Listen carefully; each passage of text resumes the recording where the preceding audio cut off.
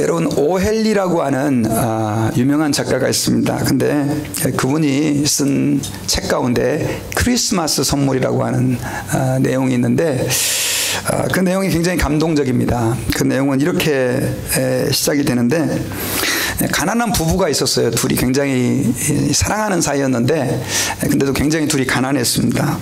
그런데 이제 성탄절이 됐는데 우리 한국 사람들이야 뭐 성탄절 때 선물 뭐 주기도 하고 안 주기도 하지만 서양 사람들은 하여튼 1년 중에 가장 중요한 절기가 성탄절 아닙니까? 그래서 이제 성탄절 선물을 주려고 하는데 부부가 서로 돈이 너무 없는 거예요. 그래가지고 고민을 하다가 이제 이 남편은 부인을 위해서 뭘 선물을 할까 하다가 그래도 조그만 거라도 하나 해줘야 되겠다 하면서 부인을 위해서 뭘 사기로 결정을 했냐면요, 머리핀을 사기로 이렇게 결정을 했습니다. 그리고 아내는 남편을 위해 뭘 선물을 할까 고민을 하다가 사랑하는 남편을 위해 큰 거는 못 해주고 시계줄을 하나 좀 만들어줘야 되겠다, 사줘야 되겠다, 조그만 거. 그렇게 했어요. 그래가지고 이제 이들이 서로 그 쇼핑을 하러 갔는데 남편이 이제 돈이 없으니까 남편은 아내 머리핀을 사기 위해서 자기 시계를 팔았습니다. 그리고 아내는 남편의 시계줄을 사기 위해서 자기의 긴 아름다운 머리카락을 잘라서 결국은 그걸로 남편의 시계줄을 산 거예요. 그래서 이제 쇼핑을 해가지고 둘이 집에 들어오는데 얼추 시간이 비슷하게 들어온 거예요. 그래가지고 딱 두 사람을 쳐다봤는데 그 두 사람은 엉엉 울 수밖에 없었어요. 왜냐하면 남편은 아내를 위해서 머리핀을 사줬는데 이젠 더 이상 그 머리핀을 꽂을 길고 아름다운 머리가 없는 거예요. 그리고 남편을 위해서 시계줄을 샀는데 어떻게 됐습니까? 시계를 팔아버린 거예요. 그래 그 두 사람이 부둥켜 안고 그냥 엉엉 울었다고 하는 그런 이야기입니다. 너무너무 아름답지 않습니까? 이야기를 들려주는데 어떤 분들은 알고 계신지 끄떡끄떡 거리시는 분들도 계신데 참 그 타이타닉에 나오는 러브 스토리 뭐 이런 거 드라마나 영화에 나오는 러브 스토리보다 너무나 아름답지 않습니까? 근데 여러분 이 이야기가 왜 이렇게 우리의 마음을 따뜻하게 해주고 우리를 감동스럽게 만들어주느냐, 거기에는요 희생이 있기 때문입니다. 희생. 아내가 남편의 선물을 사기 위해서 자기의 생명과 같은 그 아름다움의 상징인 머리를 잘라버리고 남편은 자기에게 너무나 소중했던 시계를 팔아서 아내의 머리핀을 사는 이 희생, 이거 정말 아름답지 않습니까 여러분? 이번 크리스마스 때 부부들 한번 그렇게 해보시기를 부탁을 드리겠습니다. 사실 희생하면은요 우리는 초를 좀 떠올릴 수 있습니다. 그래서 성탄절이 되면 이제 뭐 촛불도 켜놓고 그 다음 또 초도 좀 많이 팔리고 막 이렇게 하는데 지금 초 얘기하면 우리 한국의 탄핵 얘기를 빼놓을 수가 없죠. 지금 이제 지난주에 보니까 이제 대통령 탄핵이 이제 진행이 되면서 지금 뭐 아주 정치적인 복잡한 문제들이 지금 얽혀 있죠. 그래서 그 한나라당에서 이제 박근혜를 지원하지 않는 그런 사람들이 탄핵을 안 하기로 했다가 또 어제 밤인가 뉴스 보니까 이제 또 탄핵을 진행하기로 결정을 해서 아마도 9일 날 탄핵이 되지 않을까 하는 생각이 좀 듭니다. 근데 그 처음에 이제 박근혜 대통령을 탄핵 안 하기로 했다가 비박이 그렇게 탄핵하게 된 이유가 뭐냐면 지난주 토요일 날 한국에서 있었던 촛불 집회 때문입니다. 촛불 집회 230만 명이나 되는 사람이 광장에 몰려 나와서 전 세계적으로 우리 전국적으로 결국 그래가지고 자기들의 입장을 이제 바꿀 수밖에 없다고 합니다. 근데 여러분 그런 생각 한번 해보셨어요? 뭐 지금 정치적인 여러 가지 이슈가 얽혀 있어서 거기에 대한 더 이상은 얘기는 하지 않겠습니다. 근데 그때마다 등장하는 게 뭡니까? 촛불이에요, 촛불. 왜 데모를 할 때 초를 사용할까요? 그런 생각 해보셨어요, 여러분요? 다른 것도 많은데. 그 김진태 국회의원이라고 하는 사람이요, 이 사람이 이런 얘기를 했어요. 초는 바람 불면 꺼진다. 왜냐하면 이렇게 지금 데모하다가 좀 지나면 이제 잠잠해질 것이다. 그래가지고 전라도 순천인가는 보니까 횃불 들고 횃불 들고 데모를 대통령 탄핵하라고 그렇게 이제 외치는 걸 좀 봤는데 왜 횃불 안 들고 초를 들고 있을까요? 뭐 싸고 가볍고. 근데 여러분요, 횃불하고 초에 다른 점이 있어요. 그게 뭐냐면요, 예전에는 사실 이 초를 뭘 위해 사용했냐면 전기불이 나갔을 때 전기가 들어오기 전에는, 아예 전기가 없었을 때는 방을 밝히기 위해서 초를 사용할 수밖에 없었습니다. 그것도 부자나 사용했죠. 그런데 요즘에는 이제 이 초를 전기불이 나갔을 때 임시방편으로 사용하지만 사실은 이제는 뭐 전기가 나갈 일도 거의 없지 않습니까? 우리 한국이나 미국이나. 그래서 이제 대개 다 이제 이런 데모를 하는데 사용하는데, 사실은 초는 뭐냐면 희생의 상징입니다. 초가 뭐의 상징이요? 희생의 상징. 초는 자신의 몸을 녹이죠. 녹이면서 빛을 발합니다. 그게 바로 초예요. 그래서 제가 촛불 집회하는 사람들한테 물어보지는 않았지만 아마도 그런 메시지가 있지 않을까요? 우리가 이렇게 희생하면서까지 나라의 정의를 요구한다. 모르겠습니다. 자세한 건 잘. 그러나 거기에는 그런 의미들이 있죠. 여러분, 우리가 이제 12월 달 성탄절이 돼가지고 사실은 이제 미국은 보면 이제 지난주부터 벌써 이제 완전히 지금 성탄 분위기가 됐습니다. 성탄으로 장식을 하고, 그 다음 또 이제 성탄 캐롤송이 울려 퍼지고, 또 저희 딸아이는 지금 이제 막 성탄 투어 그래가지고 양로원도 가고, 그 다음 또 은퇴하신 분들도 가고, 장애인들도 가고 막 해서 이제 막 공연도 하고, 제가 몇 번 따라가 봤는데 확실히 우리 한국 사람보다는 미국 사회는 성탄 분위기가 지금 훨씬 더 됐어요. 근데 여러분, 우리가 매년마다 이렇게 12월 달이 되면 성탄절기를 지키는 이유가 뭘까요? 성탄의 진정한 의미가 뭘까요? 한 해 동안 수고했으니까 이제 한 달만이라도 좀 화려한 선물도 받고, 그 다음 또 장식도 좀 하고, 막 좀 기뻐하고, 그런 의미 때문일까요? 사실은 여러분, 성탄절은 그런 의미에서 지키는 것이 아닙니다. 성탄절은 이 땅에 누가 오셨기 때문에요? 예수 그리스도께서. 근데 예수 그리스도께서도 그냥 오신 게 아니에요. 어떻게 오셨냐면 희생자로 우리에게 오셨기 때문에 우리가 그 예수님을 한 달 동안 기뻐하고 감사하고 또 그 주님께 영광을 돌리기 위해서 우리가 그 한 달을 성탄절로 지키는 것이에요. 여러분, 보통 우리는 어떤 위대한 사람이 있잖아요. 그러면 우리는 그 사람을 기억하기 위해서 참 애를 많이 쓰죠. 우리 여기 교회에 오기 전에 그 길들도 보면은 길에 다 뭐 어떤 사람 이름이 붙여져 있어요. 우리가 대표적으로 잘 이용하는 조지 부시 하이웨이도 누굽니까? 조지 부시. 뭐 이름을 해서, 사실은 우리가 이 성탄절은요, 기본적으로 누구를 기억하기 위해서 지내는 절입니까? 예수 그리스도를 기억하기 위해서 우리가 성탄절을 지키고 있어요. 그런데 저는 오늘 이 시간에 말씀을 전할 때 단지 우리가 성탄절은 예수 그리스도를 기억하기만을 위한 것은 아니다라고 하는 거예요. 그것은 뭐냐면 오늘날 우리가 또 해야 될 것이 있다는 것을 다시 한번 다짐하고 이 성탄절에 생각하는 거예요. 우리가 해야 될 것이 있다는 거예요. 해야 될 것이 있다 그러니까 어떤 분들은 어려운 이웃들 찾아서 위로하고 격려하고, 또 불이웃 돕게 성금하고 마련하고, 뭐 이렇게 하면서 또 성탄의 의미를 찾으려는 분들이 있습니다. 다 너무너무 아름다운 일입니다. 그런 일 많이 하셔야 돼요. 그런데 그거보다 더 중요한 우리가 이 성탄절 주간에서 해야 될 일이 있다는 거예요. 그게 뭐냐? 그것은 한번 따라해 봅시다. 지금도 오시는 주님을 맞이하기 위함이다. 목사님 무슨 소리입니까? 2000년 전에 예수님이 오셨는데 주님이 지금도 오신다니요. 여러분, 주기도문 다 아시죠? 주기도문을 우리는 예수님으로부터 배웠습니다. 제자들이 예수님에게 어떻게 예수님 기도해야 됩니까? 그러니까 예수님이 너희는 이렇게 기도해라 하면서 가르쳐 주신 게 주기도문이에요. 그 주기도문은 이렇게 시작을 합니다. 하늘에 계신 우리 아버지. 자, 새로운 버전을 우리는 사용하고 있어요. 다 같이 해봅시다. 시작. 하늘에 계신 우리 아버지요, 아버지의 이름을 거룩하게 하시며 아버지의 나라가 오게 하시며 아버지의 뜻이 하늘에서와 같이 땅에서도 이루어지게 하소서.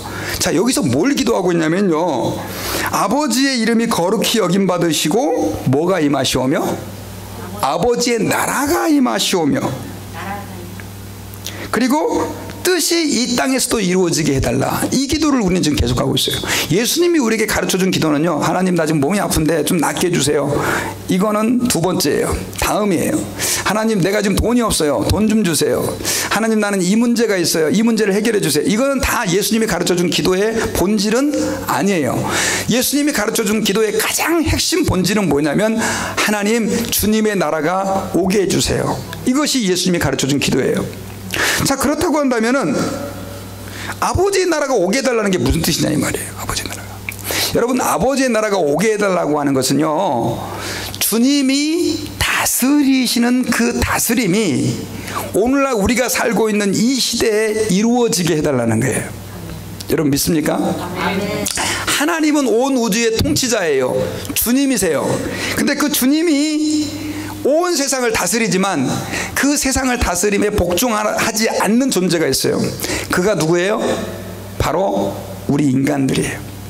그래서 하나님 주님의 나라가 임하게 해달라는 것은 저는 쉽게 말하면 이런 겁니다. 예수님을 안 믿는 사람들이 예수님을 믿고 온전히 그들의 삶이 하나님을 주인으로 모시고 살아가는 삶을 오늘 이 시대에 허락해 달라는 거예요. 근데 그런 개념의 의미는 뭐냐면 결국 예수님께서 오늘 우리에게 오시는 개념과 같다는 것이죠. 왜냐하면 예수님을 영접하고 예수님이 그 마음에 들어와야 그 사람이 어떻게 됩니까? 하나님을 경외하고 하나님의 사람이 되기 때문에 그렇습니다. 그래서 여러분, 성탄절이다라고 하는 것은 예수님이 2000년 전에 오신 것 때문에 기뻐하고 감사하고 즐거워하고 이것도 있지만 오늘날 아직도 예수님이 오시지 않은 곳이 있습니까? 없습니까? 있죠. 아직도 예수님을 알지 못하는 우리의 이웃들, 방황하고 그 다음에 예수 그리스도의 복음에서 소외되어 있는 그 사람들에게 예수님이 이제 처음 2000년 전에 오신 것처럼 또한 그들에게 예수님께서 오셔야 된다라고 하는 의미가 사실은 우리가 성탄절의 그 의미 가운데 포함되어 있다라고 하는 거예요. 그래서 저는 여러분, 이번 12월 25일만큼은요 그날이 또 공교롭게 무슨 날입니까?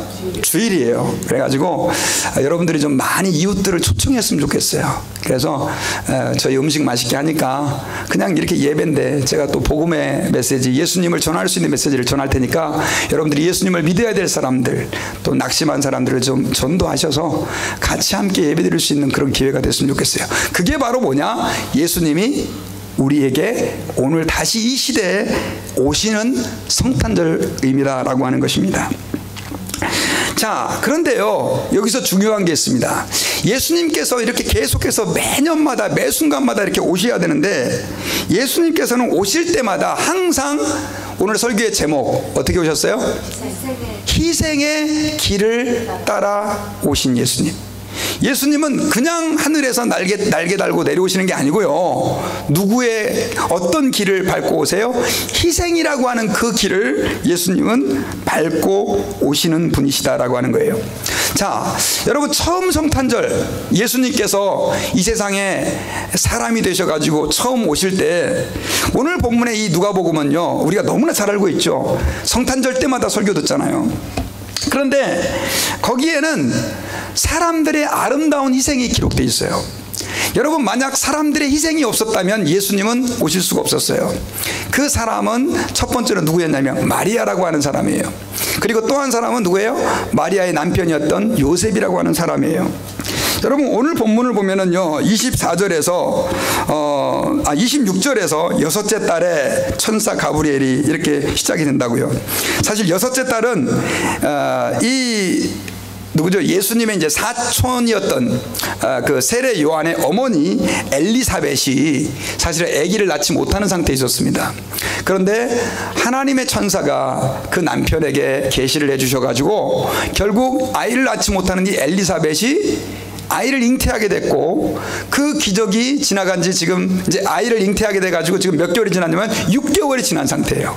그러니까 하나님의 천사 가브리엘이 처음에 누구를 찾아갔어요? 그 남편 사가랴를 찾아갔고, 엘리사벳의 남편. 그 다음에 6개월 뒤에 이제 누구에게 찾아옵니까? 마리아에게 찾아와요.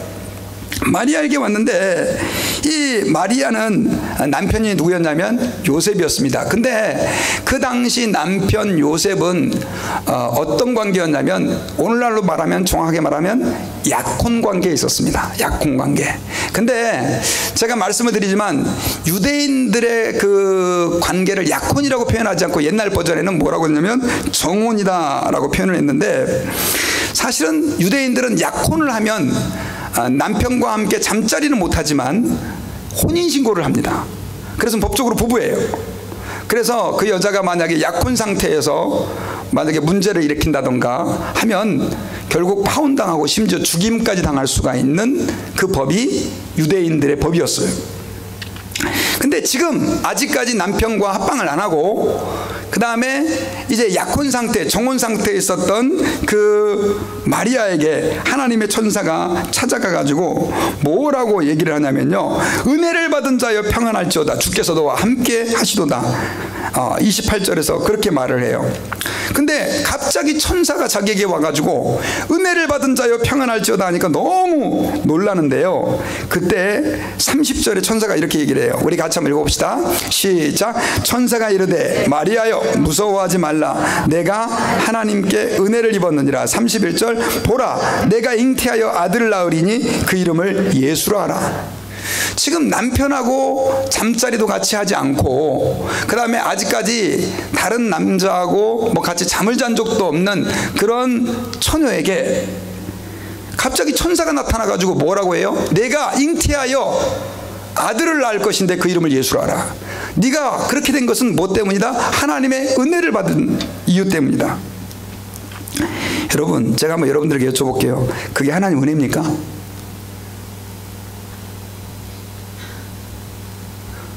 그게 은혜예요? 여러분, 고고학 문헌에 보면요, 예수님이 태어나던 그 당시에 사람들의 평균 수명은 몇 세였느냐? 45세였습니다. 그리고 마리아의 지금 나이는 많이 잡으면 16세, 적게 잡으면 12세입니다. 그럼 그 중간으로 14세를 잡자고요. 우리 예원이가 지금 나이가 16세입니다. 우리 예원이가 16세. 얘보다도 지금 2살이나 더 어린 사람이 누구예요? 마리아예요. 갑자기 끔찍해지죠. 그 어린아이에게 천사가 와가지고 네가 하나님께 은혜를 입었다, 네가 이제 잉태하여 아들을 낳을 것이다. 여러분, 이게 기쁜 소식입니까? 근데 거기까지는 괜찮아요. 지금 상황에서 그런 일이 생겨도 문제잖아요. 지금 상황에서도. 근데 여러분, 유대인들에게는 어떤 법이 있었냐면요, 절대로 약혼을 한 사람이 남편과 합방을 하기 전까지는요 같이 잠자리를 해서는 안 돼요, 그 남자와. 그리고 만약에 그 사람이 다른 사람과 잠자리를 한다, 쉽게 말하면 바람을 피우는 거죠. 치링. 그 당시 유대인들의 법에 의하면 그 사람은 어떻게 됩니까? 돌에 맞아서 죽습니다. 부모가 그 일을 행할 수가 있었어요. 근데 여러분, 이 스토리를 잘 아시죠? 나중에 이제 요셉이 그 마리아가 임신한 것을 알게 돼가지고 사실 조용히 그 약혼을 파혼하려고 해요. 요셉이 굉장히 사람이 좋은 사람이라 그런 거예요. 안 그러면 여러분 한번 생각해 보세요. 어느 날 내가 약혼만 해가지고 지금 결혼식 날짜 기다리고 있는 여자가 어느 날 막 우웩우웩 하고 임신하고 그러는데 여러분, 누가 받아들이겠어요? 오늘 같은 사회에서도 그건 쉽지 않은 얘기인데 그 당시 율법으로 가득 찬 그 유대인들 사회에서 이건 쉽지 않은 얘기였어요. 그러니까 하나님의 천사가 누구에게 찾아갑니까? 요셉에게 찾아가가지고 나중에 이제 성령으로 잉태된 것이니까 걱정 말고 받아들이라 라고 이렇게 말씀을 하셨죠. 여러분, 어찌됐든 간에 마리아가 근데요, 그 다음에 요셉이 성령의 계시를 받아가지고 자기를 받아줄 것을 각오를 했을까요? 알았을까요? 몰랐을까요? 알았어요? 몰랐어요? 뭐 우리야 성경을 다 아니까 뭐 그렇게 해서 뭐 받아줬나 보다 하지만 마리아는요, 천사가 와서 네가 성령으로 잉태될 것이다 그 얘기를 하니까 예수님을 잉태할 것이다 이름까지 가르쳐 주잖아요. 잉태할 것이다 라고 했을 때 저는 이런 생각을 해봤어요. 이 마리아는 죽을 각오를 하지 않았을까? 왜냐하면 그 죽는 게 그냥 당연한 거예요. 그래도 성령으로 잉태하게 하셨으니까 이 아이가 하나님의 거룩한 자라고 하니까 하나님이 이 아이 정도는 살려주시겠지. 어쩌면 이건 제가 좀 상상이지만요, 마리아는 그 아이 예수님을 낳고 죽을 각오도 했을지도 모르겠어요.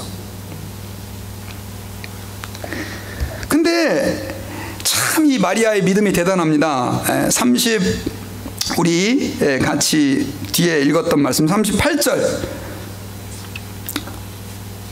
자, 이 중간에 이제 무슨 일이 있냐면요, 못 믿으니까 네 친족 엘리사벳도 원래 아이를 못 낳는 여자였는데 하나님께서 함께 하셔가지고 그 엘리사벳이 벌써 수태한 지 몇 개월이 됐다? 6개월이나 됐다라고 얘기하면서 우리 37절부터 한번 읽읍시다. 37절부터 시작. 대저 하나님의 모든 말씀은 능치 못하심이 없느니라, 이렇게 얘기하니까 38절에 다 같이 시작. 마리아가 이르되 주여 주의 여종이오니 말씀대로 내게 이루어지리다 하매 천사가 떠나니라. 뭐라고 얘기를 했어요? 말씀대로 내게 이루어지리다. 이 말은 마리아가 자기 죽음까지도 각오를 한 거예요.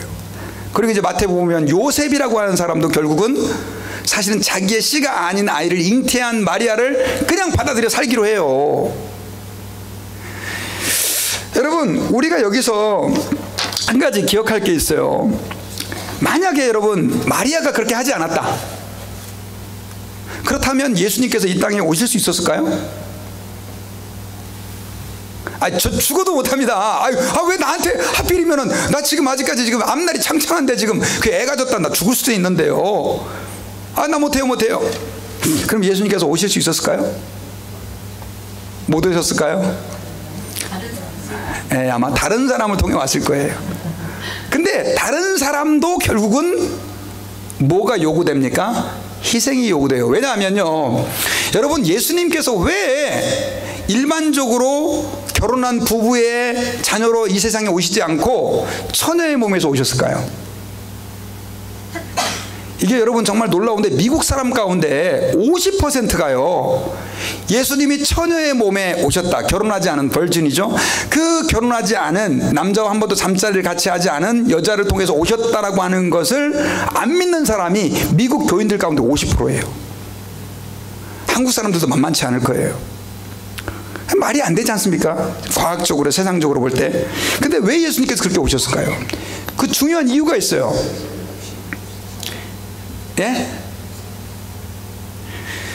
예수님은요, 이 세상에 사람으로 오셔야 했는데 뭘 받지 않은 상태에서 오셔야 했냐면 죄의 영향을 받지 않은 상태에서 오셔야 했어요. 그런데 우리 인간은요, 아담과 하와가 범죄해서 그 아담과 하와의 영향으로 인해서 이 세상에 태어나는 모든 사람은 다 아담과 하와의 죄의 영향을 받아야 안 받아요? 받아요. 다 아담의 후손이기 때문에. 그래서 하나님의 아들 되신 예수께서 우리를 위한 희생 제물이 되시기 위해 세상에 오셨을 때 그분은 죄인으로 오시면 안 됐단 말이에요. 그래서 예수님은 성령으로 잉태됐고, 일반 남자와 여자가 결혼한 상태에서 아이로 세상에 오시면 우리의 구원자가 될 수 있었습니까? 없었습니까? 없었던 거예요. 그러니까 동정자의 몸에 오셔야 했던 거예요. 그러니까 만약에 이 세상에 있는 모든 여자들이 다 거부했다고 한다면 글쎄요, 예수님께서는 아마 몇천 년 동안 하나님께서는 그 사람을 찾았을지 모르겠어요. 근데 마리아가 거기에 오케이 했어요. 자기가 죽을 각오까지 하면서. 그 길을 따라서 누가 오셨습니까? 구원자가 오셨어요. 여러분, 그래서요, 사실 마리아에게 감사해야 돼요. 우리 개신교단은요, 마리아를 우상시하지 않습니다. 저는 참 그 마리아가 훌륭한 여인이라고 믿습니다. 근데 이제 다른 천주교 같은 데서는 너무 거의 신적인 위치까지 올려버려서 이제 그게 문제인 거지, 마리아는 훌륭한 믿음을 가졌어요. 결국 마리아는 자기를 희생하는 그 믿음을 가졌고, 그 믿음으로 하나님 앞에 섰을 때 그를 통해서 예수님이 오셨고, 예수님이 이 세상에 우리의 구속자가 되셔서 오실 수 있었던 것을 저희들이 기억해야 됩니다. 자, 예수님은 누구의 길로 오셨다고요? 희생이라고 하는, 마리아의 희생이라고 하는 그 길을 밟고 오신 거예요. 여러분, 30년 뒤에 세례 요한이라고 하는 사람이 있었어요. 세례 요한은요, 예수님보다 아까 6개월 먼저 태어난 엘리사벳, 그러니까 아까 그 아이를 낳을 수 없었던 그 엘리사벳이 천사의 계시를 통해서 아이를 낳게 되는데 그 아이의 이름이 누굽니까? 요한, 세례 요한이에요. 근데 이 세례 요한은 사명이 있었어요. 어떤 사명이 있었냐면 이사야서를 보면 주님의 오실 길을 예비하는 사명이 있었어요. 근데 이 세례 요한이 주님의 오실 길을 예비하기 위해서 그는 어떻게 했습니까? 일반적인 삶을 포기했어요. 그리고 광야로 나가가지고 계속해서 뭘 했습니까? 하나님께 기도하면서 그 광야에 먹을 게 어디 있어요? 그래서 메뚜기를 먹고 돌에서 나는 꿀, 석청이라고 하는 그걸 먹고 입을 옷이 없어가지고 낙타의 가죽으로 옷을 만들어 입었어요. 그리고 그 사막 길을 지나가는 한두 사람에게 예수님이 오시니까, 메시아가 오시니까 당신 회개하라고 메시지를 전한 거예요. 한번 생각해 보세요. 세례 요한이 예수님이 오실 길을 예비하고 그 세례 요한이 예수님에게 세례를 줬는데 그 세례 요한이 자신의 삶을 얼마나 희생했냐는 거죠. 여러분, 오늘날도 마찬가지예요. 자, 지금까지 예수님은요, 저는 이렇게 믿습니다. 2000년 전에 한 번 오셨다가 끝난 게 아니에요. 2000년 전에 오신 예수님은요, 계속해서 역사를 통해서 이 세상에 오시고 계셨고요. 그 예수님은 누구에게까지 오셨습니까? 제게도 저에게도 오셨어요. 그리고 여러분들에게도 오셨어요. 그런데 거기에는요, 다 주변 사람들의 뭐가 있었느냐? 희생이 있었어요. 뭐가 있었다고요? 목사님, 저는 모태신앙이에요. 여러분들이 모태신앙인 분들은요, 그 믿음을 갖게 하기 위해 여러분들의 부모님이 얼마나 수고하고 고생했는지 한번 생각해 보셔야 돼요. 저도 마찬가지로 우리 애들 은혜 받게 하려고요, 막 빚내가지고 막 몇백 불씩 되는 거 막 세미나 보내고, 그래도 잘 몰라요, 애들이. 그래도 갔다 와서 은혜 받는 거 갔다가 또 제자리로 돌아오는 거 갔다가. 여러분, 이탈리아의 작가 지오반니 파파니라고 하는 사람이 있습니다. 근데 이 사람은 원래 철저한 무신론자였어요. 하나님이 없다고 하는 에이티스트. 근데 이 사람이 어느 날 무서운 병에 걸린 거예요. 그때만 해도 너무 옛날이었고요. 그 다음 또 풍문들이 많이 돌았나 봐요. 그 병에 걸린 아이의 어머니는요, 어떻게 하면 내 아이의 병을 고쳐볼까 해가지고요, 막 방방곡곡 유명하다는 약을 다 지어 먹이고 했는데 전혀 소용이 없었는데, 어떤 사람이 그 어머니에게 인육을 먹여봐라, 사람 고기를 먹어봐라, 그러면 아이가 병이 나을 거다, 이런 얘기를 들은 거예요. 그 어머니가 이제 인육을 구하려고 보니까, 인육을 구할 수 있습니까? 인육은 사람이 죽어야 되는 거 아니에요. 그렇다고 무덤에 파헤칠 수도 없고. 그래서 어머님이 고민을 하다가, 이분이 참 순수한 분이에요, 칼로요 자기 허벅지를 자른 거예요. 그래서 허벅지 살을 떼가지고, 이거 진짜 실제 있었던 얘기예요, 지어낸 얘기가 아니에요. 그걸로 요리를 해가지고 그 고기를 그 아이에게 먹인 거예요. 근데 정말 놀라운 일이 벌어졌어요. 그 아이의 병이 나은 거예요. 하나님이 참 감동하셨나 봐요.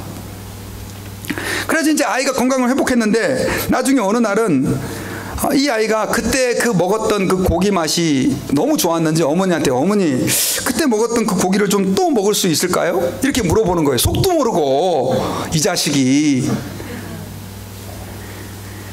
그래 나중에 어머니가요, 또다시 이제 아이가 집을 나간 사이에 그 다른 허벅지를 이제 또 칼로 자른 거예요. 그 아이를 그 먹이기 위해서. 근데 이번에는 잘못해가지고 혈관을 자른 거예요. 혀가 동맥을 건드려가지고 피가 퍽 터진 거예요. 근데 나중에 이제 자식은 뭐 뭣도 모르고 집에 있다가 와보니까 뭐 부엌에서 어머니가 피가 난자가 되고 쓰러져 있는 거예요. 왜 그러시냐고 봤더니 이제 어머니가 칼로 자기 허벅지를 이렇게 자르고 있었던 거예요. 그때서야 이 친구가 눈치를 챈 거예요. 아, 어머니가 자기 살을 잘랐나 보다. 그래가지고 나중에 이제 다른 쪽을 살펴보니까 이미 그쪽 살점이 떨어져 있는 걸 보고 나서 자기가 먹었던 그 고기가 어머니의 허벅지 살이었다는 걸 알게 된 거예요. 막 어머니를 깨웠는데 어머니가 아직까지 숨이 안 끊어지고 있었어요. 어머니가 간신히 정신 차리고 거의 이제 숨이 끊어져 가면서 아이에게 이렇게 말을 했다고 해요. 내가 이제 살 날이 얼마 안 남은 것 같구나. 하나님이 나를 부르시는 것 같다. 나는 죄 많은 몸으로 너를 구했지만 예수님은 죄 없는 몸으로 우리를 살리기 위해서 자신의 살을 찢고 피를 흘려 주셨단다. 그러니 너는 그 예수님을 믿어야 된다. 그러면서 그 아이에게 복음을 전한 거예요. 나중에 어떻게 됐겠어요? 그 상황에서도 예수를 안 믿을 용기 있는 사람이 있겠습니까? 이 친구가 거기서 회개를 한 거예요. 그러면서 그 어머니의 살점과 우리를 위해서 자기 살을 내어주시고 목숨을 내어주신 예수 그리스도의 사랑을 이 사람이 체험하고, 그때부터 이 사람이 크리스찬이 됐어요. 그러고 나서 쓴 유명한 책이 뭐냐면 그리스도의 이야기, 떡과 포도주, 이런 책들을 써가지고 자기의 남은 여생 뭐 하면서 살았어요? 예수 그리스도의 복음을 전하며 살았다고 해요. 여러분, 지금 그 복음이 전해져서 누구에게까지 온 겁니까? 저와 여러분들에게 온 것입니다. 그래서 저희들은 하나님 아버지 앞에서요, 기억해야 됩니다. 예수님은요, 이 세상에도 계속 오시는데 우리의 희생이라고 하는 다리를 통해서 오세요. 그럼 왜 그러면 예수님께서는 우리의 희생이라고 하는 다리를 통해서 그렇게 오실까요? 저는 이렇게 생각합니다. 사람을 감동시킬 수 있는 가장 강력한 도구는 뭐냐면 희생밖에 없어요. 여러분, 왜 지금 길거리에서 예수 천당 불신 지옥 외치는 사람들이 욕을 먹는 줄 아십니까? 그 사람들이 희생하지 않는다고 생각하는 거예요. 야, 니네 예수 믿는 것들이 지금 뭐 하나도 희생을 안 해. 원래 참 복음은, 여러분, 기독교라고 하는 종교는요, 희생의 종교입니다. 예수 잘 믿어서 복 받는 종교가 아니고요, 돈 많이 남들보다 가지는 게 아니고, 내가 더 많은 권력을 가져서 남들 위해 군림하는 게 복음이 아니에요.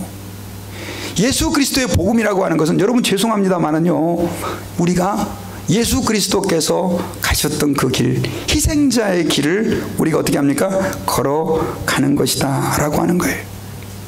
여러분, 하나님은요, 자신의 아들이셨던 독생자 예수 그리스도, 하나님이셨던 그분을, 우리를 구원하시기 위해 어떻게 하셨습니까? 십자가에 희생시키셨잖아요. 그래서요, 기독교는 영어로 sacrifice라고 하는 이 희생이라고 하는 단어가 너무너무 중요한 거예요. 저와 여러분들이 그래서 오늘날 특별히 이번 성탄절 이제 한 달 동안 1년 내내 우리가 그렇게 해야 되겠지만 더 깊이 묵상해야 되는 단어는 뭐냐면요, 희생이라고 하는 단어입니다. 저는 여러분들에게 여쭤보고 싶습니다. 여러분들은 예수 그리스도께서 지금도 오게 하시기 위해서, 지금도 예수 그리스도께서 믿지 않는 사람들에게 임하게 하기 위해서, 내 가족에게 임하게 하기 위해서, 아직까지 우리 교회 안에 예수 그리스도를 온전히 알지 못하는 사람에게 오시게 하기 위해서 무엇을 희생하고 계시나요? 아니, 혹시 무언가를 희생할 각오는 되어 있으신가요? 요즘은요, 희생이라고 하는 단어를 참 싫어하는 시대입니다. 조금 더 우리는 나은 삶을 이곳에서 더 원하기 때문이에요. 내 물질, 내 돈 조금 더 희생하기를 싫어하는 사람들이 너무너무 많습니다. 나의 시간, 주님을 위하여 희생하기를 싫어하는 사람들이 너무 많습니다. 나의 몸과 건강, 내 가족을 주님을 위하여 희생하기를 싫어하는 사람들이 너무 많습니다. 죄송합니다. 목회자로 헌신했다고 하는 사람들조차도 하나님 아버지 앞에서 자기 자신을 희생하지 않는 사람들이 너무 많아요. 그러다 보니까 오늘날 교회가 세상 사람들에게 도대체 니네는 뭐냐, 똑바로 예수 믿어라, 세상 사람들이 우리를 향하여 손가락질 알고 있는 그런 가슴 아픈 세상을 살아가고 있어요. 여러분, 무거운 얘기 해드려서 죄송해요. 그러나 그럼에도 불구하고 우리가 들어야 하는 이유는 뭐냐면요, 절대로 하나님의 복음은 희생이라고 하는 그 길을 통하지 않고는 우리의 이웃들에게, 또 우리의 가족들에게, 우리 교인들에게 증거될 수 없다는 사실을 저희들이 기억해야 됩니다. 저는 그래서 여러분들에게 당부드리고 권면드립니다. 저는요, 목회를 하기 전까지는 교회가 어떤 곳인지를 잘 몰랐어요. 죄송해요. 교회 가서 저는 말씀을 듣고 그냥 내 신앙 유지하면 되는 곳이라고 생각했어요. 근데 제가 목사가 되고 나보니까 교회가 그런 것이 아니에요. 교회는요, 예수 그리스도를 이 땅에 오게 하시는 하나님의 조직이에요. 무슨 말이냐? 여러분 한번 생각해 보세요. 교회가 없으면 사람이 예수 믿을 수 있습니까? 물론 전도는 할 수 있어요. 하지만 금방 마귀가 낚아채갑니다. 매주마다 여기 와서 예배드리고 기도하고 해도 신앙이 버텨나갈까 말까인데, 교회라고 하는 곳이 존재하지 않고 어떻게 그 사람들이 예수님 앞에 돌아오고 하나님을 섬길 수 있겠습니까? 이렇게 1시간 동안 말씀을 들어도 금방 집에 가면 예수님을 잊어버리는데, 교회가 없이 어떻게 주님이 이 땅에서 수많은 사람, 아직도 임하지 않은 사람들에게 임하실 수 있겠습니까? 여러분, 저는 그래서 여러분들에게 부탁드립니다. 교회를 위해서 희생해야 됩니다. 목사만 희생하는 게 아니에요. 여러분, 우리가 하나님 앞에서 시간을 드리고, 여러분들 너무 저는 희생하시는 분들에게 대해서 감사하게 생각하고 있고 아름답게 생각하고 있어요. 그러나 우리가 하나님 아버지 앞에서 주님의 몸된 교회를 희생하는 이유는 목사를 위해서가 아닙니다. 장로를 위해서, 어떤 교회 누군가를 위해서가 아니고, 나를 위한 것도 아니고, 누굽니까? 아직까지 예수 그리스도를 알지 못하는 사람에게 이 교회가 희생자가 되어서 그리스도를 오게 하는 그 길이 되어야 되기 때문에 그렇습니다. 지금은 교회가 너무 사람들이, 세상 사람들이 손가락질해요. 이 교회가 야 너무 오만해졌다, 이게.